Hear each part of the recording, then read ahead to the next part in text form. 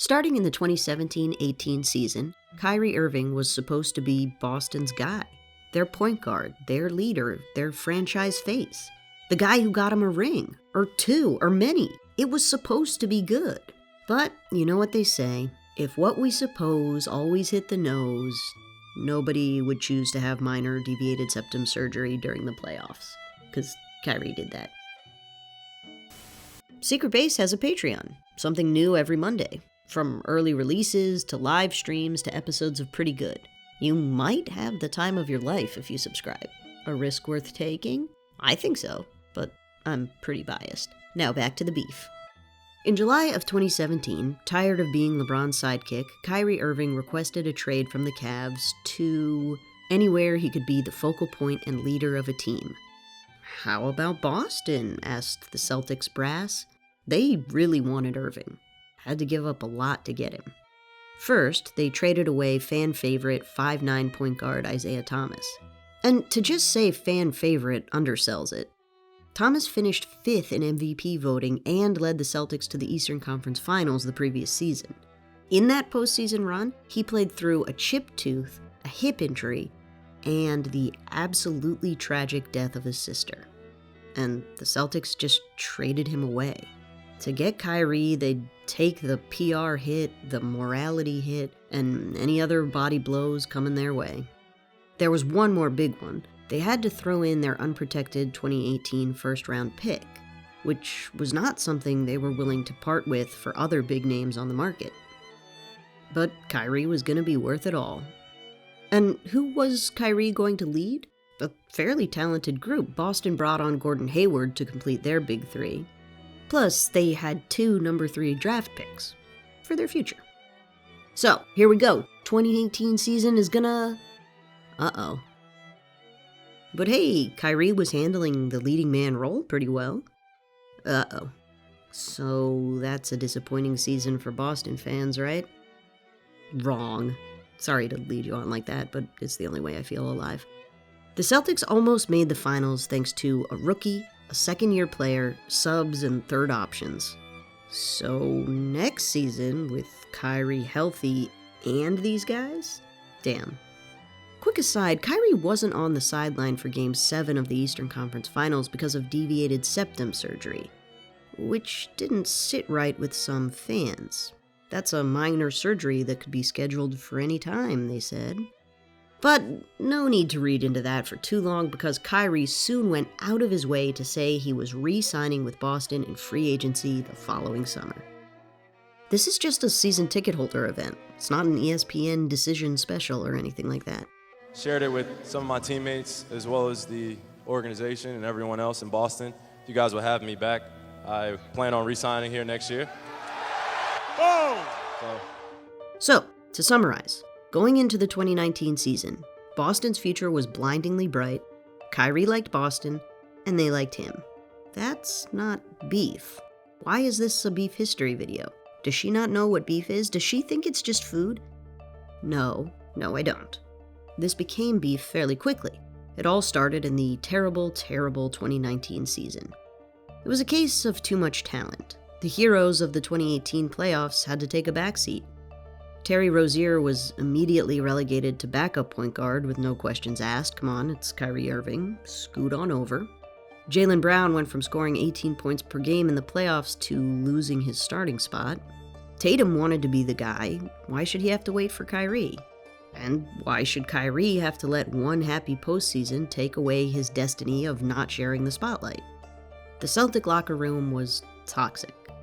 And the guy who was supposed to be their leader just exacerbated the toxicity.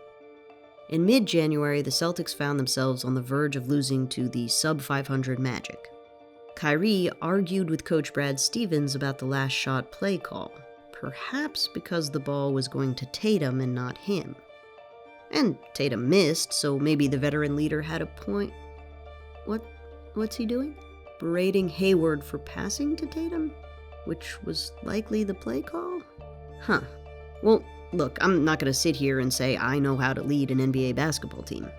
Post-game, Irving blamed the young guys, a message he had already delivered through the media on previous occasions. I I might know some better ways to lead an NBA team. Young Celtic Jaylen Brown responded, basically saying Kyrie's comments were not helpful. And maybe that got through to the point guard, because a few days later, Irving said he wasn't going to publicly criticize his teammates again. But then a few days after that, he called LeBron to apologize because he now saw how hard it was to be a leader to young guys who just don't get it. Which is, again, publicly criticizing the young guys. The phone wasn't tapped. Kyrie told the press what he said. In February, Kyrie was asked if he still planned to re-sign in free agency. He said he was reconsidering that decision. He just said it more succinctly. A couple weeks later, at All-Star Weekend, Irving was caught on tape talking to Kevin Durant in a plotting a future super team together type way. Kyrie denied it all. So, okay, fine, maybe nothing was there. Let's jump ahead to the playoffs. The Celtics were bounced in the second round. Irving played like he was trying to prove he was the team leader, whether it was good for the team or not. He had more shots than points in the series. After Game 4, a reporter asked him about his shooting slump, and he replied, "Who cares? A lot of people? I don't know specifically, I don't know their names." And after Game 5, Boston had little doubt they'd lost the mercurial point guard. And well, what do you know, maybe the media wasn't so terrible for reading into that All-Star Weekend tunnel conversation. And yes, it's true, they still could have been talking about something else in that tunnel, but they weren't. Boston fans felt betrayed and livid. He lied about staying, or perhaps changed his mind, but that can count as a lie if you're mad. He played badly. And now all of a sudden there's a new super team in the East poised to vault over the Celtics and make them irrelevant. Kyrie Irving might have just burst their championship bubble. At the Nets media day, Kyrie said he failed as a leader in Boston because of the death of his grandfather. But Celtic Nation didn't let themselves get distracted by death in the family talk. They were ready for him to return to TD Garden. It was supposed to happen November 27th, 2019. But due to an injured shoulder, Irving didn't make the trip, which kind of just made fans madder. Luckily, they found it was still satisfying to chant "Kyrie sucks" even if he wasn't there. And word did get back to the injured point guard, as evidenced by his essay of an Instagram post. You don't have to read the whole thing. He kind of calls fans and the media ignorant and obtrusive, and insists he's a person, which, okay, yes, Fine, that's true. Irving finally returned to Boston about a year and a pandemic later for a preseason game. And he burned sage around TD Garden to cleanse the space. He said it wasn't personal, he'd done it before, it's part of his Native American heritage, and actually he plans to do it before every game that season. A search of all newspapers printed in the US and Canada during the 2021 NBA season did not reveal any other instance of Kyrie burning sage before a game. Boston and Brooklyn met in the opening round of the 2021 playoffs.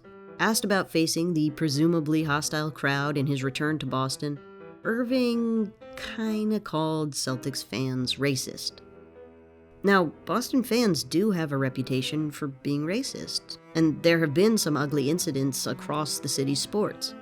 Kyrie didn't get into specifics, which is fine and doesn't mean that he didn't experience any specifics, and the Boston media agreed with that sentiment. But they also brought up the idea that maybe he was using the city's reputation to try and proactively quiet fans. After all, the Boston Globe points out, the only time he spoke about racism while he was a Celtic was to say he had not experienced it. That comment was in March 2019 after a fan was banned for life for yelling slurs at DeMarcus Cousins. Now, just because it wasn't directed at him doesn't mean it wasn't still offensive and off-putting and terrible. The "yes, we were racist, but not toward you" argument is a weak one. But Kyrie could still be trying to avoid boos. It wasn't just the Boston press who doubted Kyrie's motives. Jaylen Brown, the most vocal critic on the team, considered that possibility as well. Fans were offended either way. They didn't like being defined by their worst moments. The plate was set for a beefy series. "Kyrie sucks" and "F you Kyrie" chants were the soundtrack of Game 3, the Celtics' first home game, but Irving said the jeers weren't too bad. He was cool with it. though his stat line made it look like fans got to him a bit. Game 4, he played much better in the face of Celtic Nation. At the end of the game, Kyrie stomped on the Celtics logo as a sort of revenge taunt. And then a fan threw a water bottle that grazed Irving's head. This was bad. And the city had to admit, yeah, throwing things at players' heads is not great. Due to refusing a COVID vaccine, Irving didn't return to Boston until about 9 months later. And it seemed fans were like, cool, enough time has passed from the water bottle thing, we can pretend it didn't happen. Because they were unrepentant.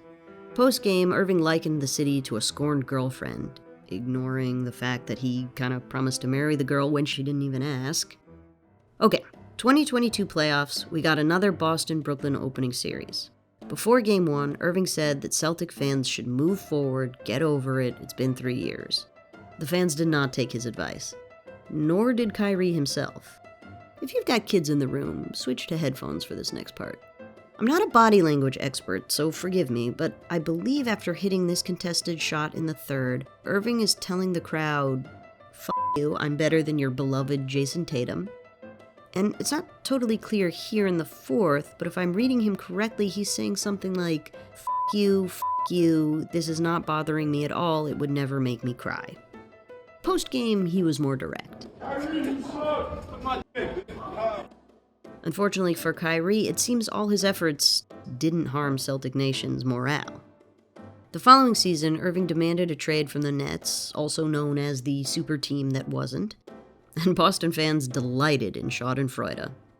Though it was a shame he was off to Dallas and would be in a different conference. He's a great villain. Or was it a shame?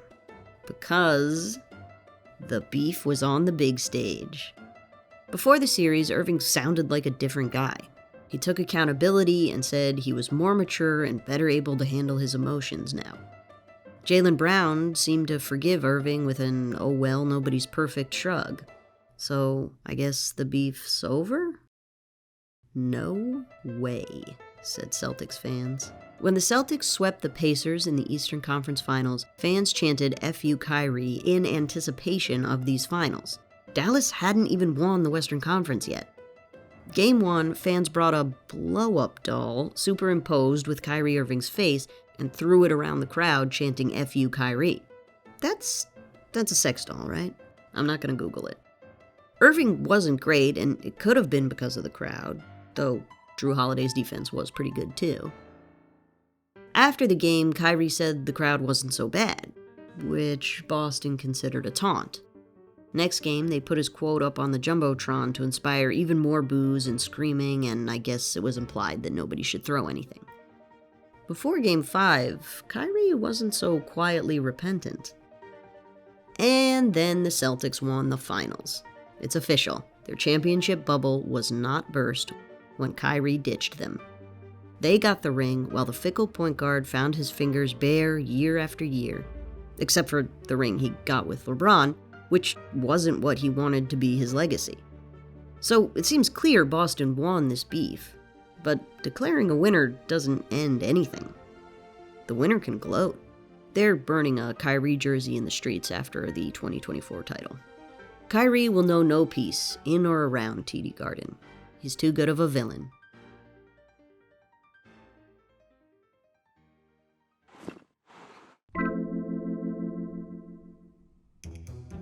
Thanks for watching, everybody. And thank you to our Patreon subscribers. You can see their names here, and here, and here. Wow, that's a lot. It seems like a cool club I'd want to be a part of. How can I join? Oh, you have to subscribe. Oh, right. But seriously, thank you for watching, whether you subscribe or not. You're great. I'm Clara Morris for Secret Base. Good night and good game.